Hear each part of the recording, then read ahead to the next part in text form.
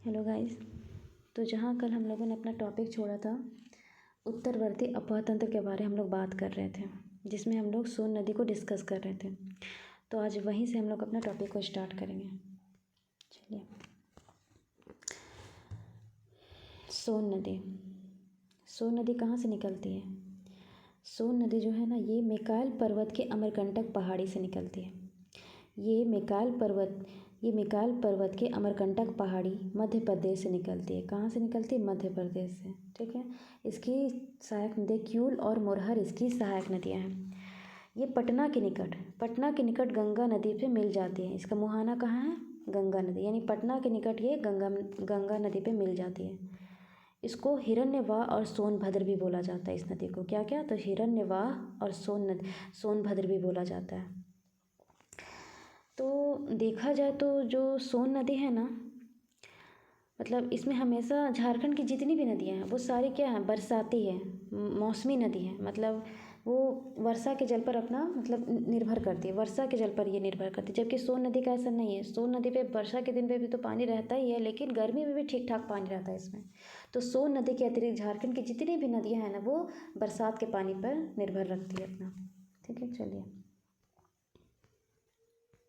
अब आता है पुनपुन नदी। पुनपुन नदी ये कहाँ से निकलती है? तो ये उत्तरी कोयल के परवाह क्षेत्र के उत्तर भाग से निकलती है। कौन सा? उत्तरी कोयल के परवाह क्षेत्र के उत्तर भाग से निकलती है। बेसिकली हम बोल सकते हैं ना, ये पलामू वाले क्षेत्र से निकलती है, यानी हम कह सकते हैं, यानी हजारीबाग के पठार से निकलती है ये नदी। ठीक है। तो इसकी सहायक नदी कौन कौन सी है? दरधा और मोरहर जो है इसकी सहायक नदी है। और ये फतुहा के निकट ये गंगा से मिल जाती है। ठीक है। इसकी मुहाना कौन सा है? तो गंगा है, यानी ये फतुहा के निकट गंगा से मिल जाती है। तो इसको दो नाम से जाना जाता है पुनपुन को। कौन कौन सा? किक्कट और बमागधी। किक्कट और बमागधी के नाम से जाना जाता है इस नदी को। तो पुनपुन नदी की लंबाई कितनी है? तो पुनपुन नदी की जो लंबाई है ना, ये है 200 किलोमीटर। ठीक है, 200 किलोमीटर इसकी लंबाई है। देखा जाए तो पुनपुन की एक विशेषता भी है। हिंदू धर्म के मान्यताओं के अनुसार इसको बहुत पवित्र नदी माना गया है, पुनपुन को। ठीक है। तो चलिए अब हम लोग थोड़ा आगे बढ़ते हैं। अब आता है आपका एक फल्गु नदी। कौन सी नदी? फल्गु नदी आती है आपका। तो ये कहाँ से निकलती है? छोटा नागपुर पठार के उत्तर भाग से निकलती है। किधर से? छोटा नागपुर पठार के उत्तर भाग से निकलती है। बेसिकली हम बोल सकते हैं ना, ये छोटा नागपुर पठार से निकलती है। ठीक है। इसकी सहायक नदियाँ निरंजना और मोहना इसकी सहायक नदियाँ हैं। निरंजना को ही लीलाजन के नाम से जाना जाता है। ठीक है।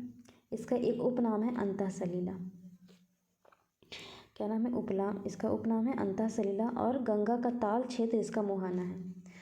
तो देखा जाए तो फल्गु नदी है ना, इसकी एक विशेषता है, ये पिंड दान करने के लिए फेमस है। ठीक है। ये पिंड दान करने के लिए ये नदी फेमस है। ठीक है, चलिए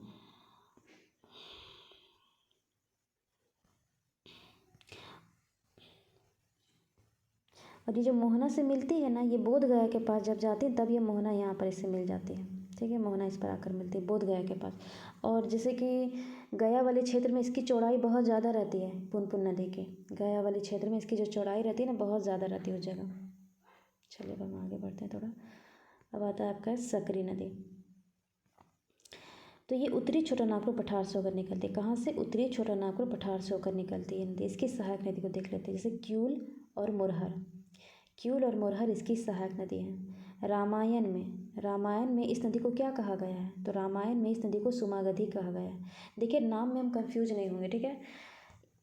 सकरी को सुमागधी बोला गया, जबकि वहीं पुनपुन को आपको बमगधी बोला गया है। ठीक है। इसका मुहाना कौन सा है? तो गंगा का ताल क्षेत्र इसका मुहाना है।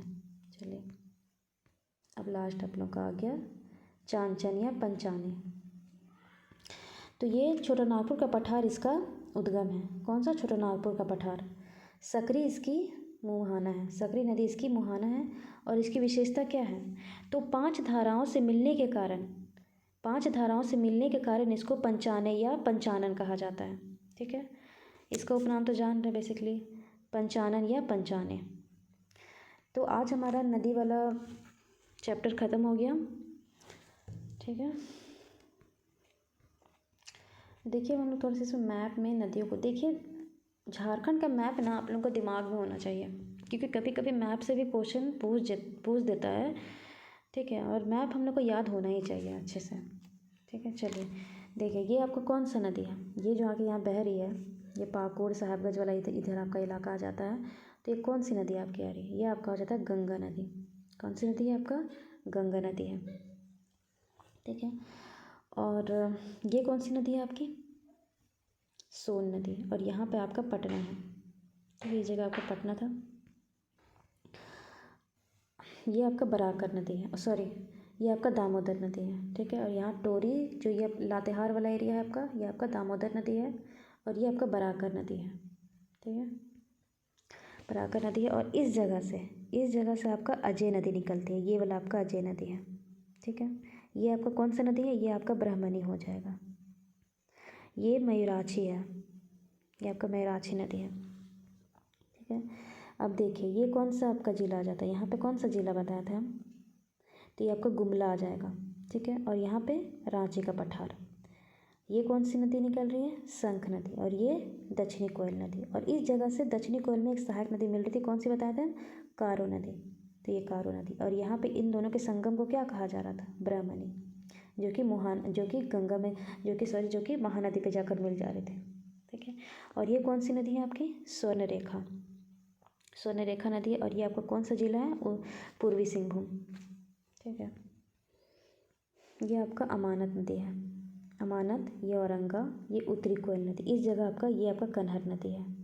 ठीक है, सोन नदी की लंबाई कितनी होती है, तो 784 किलोमीटर इसकी लंबाई होती है। ये आपका पुनपुन नदी है। ठीक है, पुनपुन नदी है। और आपका ये जो है ये फल्गु नदी है। ठीक है, तो चलिए हम लोग का नदी वाला ख़त्म हो चुका है। नेक्स्ट टाइम जो हम लोग पढ़ेंगे वो आपका जलप्रपात के बारे में पढ़ेंगे, और उसके बाद पढ़ेंगे गर्म जलकुंड के बारे में। ठीक है।